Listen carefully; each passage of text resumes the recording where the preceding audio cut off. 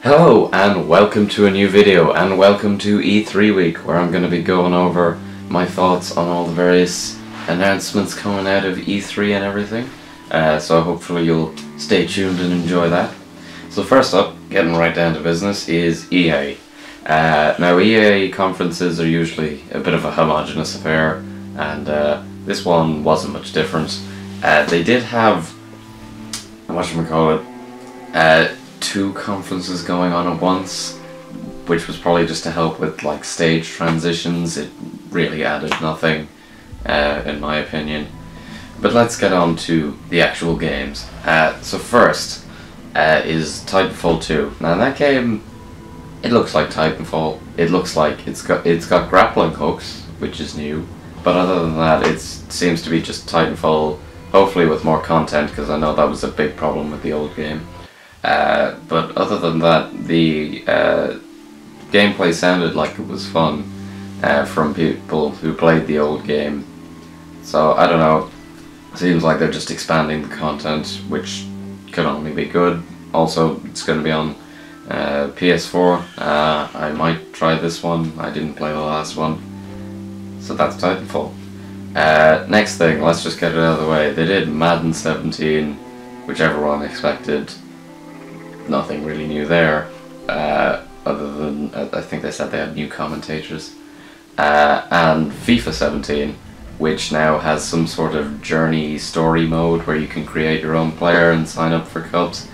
I don't like soccer, but you know, if you're into that kind of thing, or if you want me to call it football, I'm sorry. I know some people get really uppity about that, but yeah, just it'll have a story mode. Maybe it's interesting, because obviously if you don't perform in a match, they might kick you off the team or something. It'll be interesting to see where that goes, if you're interested in that. Mass Effect Andromeda really just looks like another Mass Effect game. The graphics look okay, so it really just comes down to story for Mass Effect games, and mostly the ending. I know a lot of people care about and didn't like Mass Effect 3 for that, so Mass Effect Andromeda seems like it should be fine. There's also their Play to Give initiative, which I thought was rather interesting. It's basically, you complete certain kind of achievements and you get kind of give money to charity or whatever. Good on you, EA. That's a good move. I like that. They also showed off some Star Wars things without showing off anything at all, really. Pretty much nothing, just Star Wars is a thing that we work on. There was also Battlefield 1. I know a lot of people are excited for this game as it's set in World War I and whatever, but I'm not really feeling it. I know it's got some interesting things, but to be honest, it seems like they're kind of glorifying the war a bit, but you never know. We'll see how it turns out. If they're going to try and go the realistic route, it could be interesting, especially considering that the tanks will be breaking down every 5 minutes, but we'll see where that goes. I don't know. I know a lot of people are excited. Personally, for me, I want it to be a bit more historically accurate, but maybe I'm just crazy. And then finally, there was EA Originals. This is the one thing that I am the most excited for out of this entire thing. EA Originals is basically like one of those Fox Searchlight things or whatever that certain movie studios do nowadays. It's very interesting. The guy they got to show off it was from Zoink Studios, who actually work across the river from Image & Form Games, who made SteamWorld Heist, my Game of the Year last year.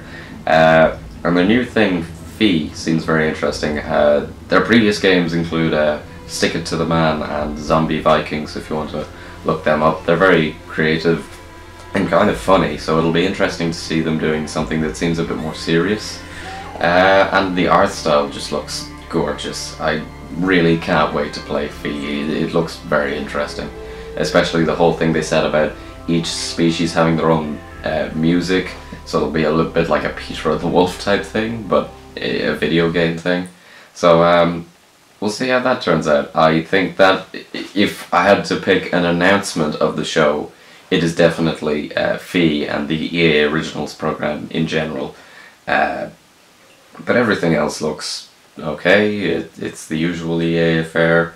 No mention of Criterion's racing game, so we'll see what's happened to that project. But other than that, that was my thoughts on EA. Please leave a comment down below on what you thought of EA's press conference. We'll see if we can start a little kind of a discussion thing. And other than that, please subscribe if you have not already, and please like the video if you liked it.